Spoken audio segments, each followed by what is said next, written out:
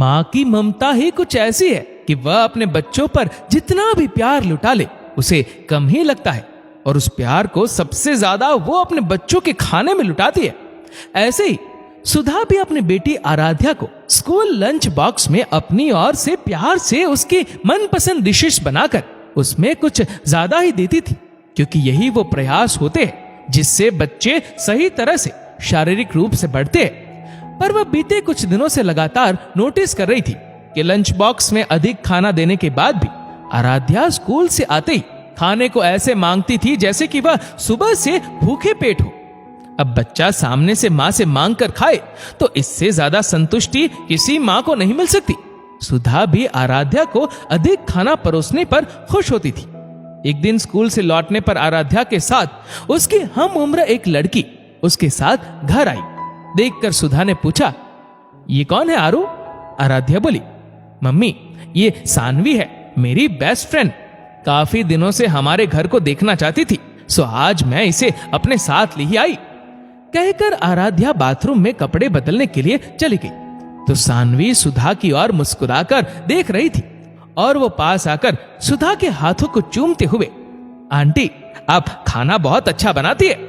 सानवी की बात सुनकर पहले तो सुधा मुस्कुराई, मगर अगले ही पल उसका माथा ठनका। अच्छा तो ये बात है, अब मेरी समझ में आया। आराध्या अधिक लंच बॉक्स क्यों ले जाने पर भी वापसी में आकर भूखे पेट की तरह क्यों खाना मांगती है।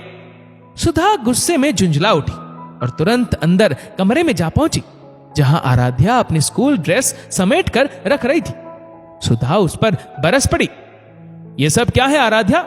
मैं रोज सुबह जल्दी उठकर इतनी मेहनत करके तुम्हारे लिए अपने हाथ से नाश्ता बनाकर तुम्हें देती हूँ और तुम इसे सानवी को खिला देती हो।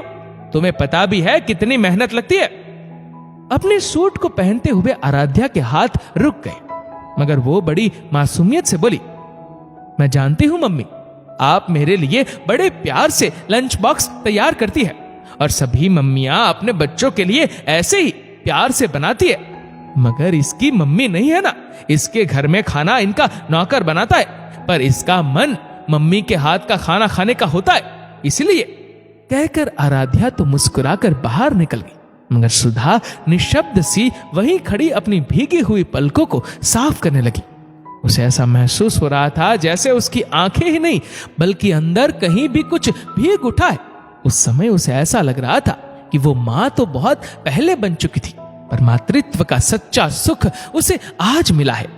वो स्वयं को संभालते हुए बाहर आई और दोनों बेटियों को प्यार से खाना खिलाने लगी और ममतामयी हाथों से सानवी के गालों को सहलाते हुए बोली, बेटा तुम्हें मेरे हाथों का खाना पसंद है ना? कल से तुम्हारी ये माँ अपनी दोनों बेटियों के लिए 2 लंच बॉक्स तैयार करके भेजेगी, और हाँ जब भी मन करे यहाँ चले आया करो, ये घर मेरी इस प्यारी बेटी का भी है। अचानक सानवी खाना छोड़कर उठी और सुधा के सीने से लग गई। सुधा ने सानवी के साथ साथ आराध्या को भी अपनी बाहों में समेट लिया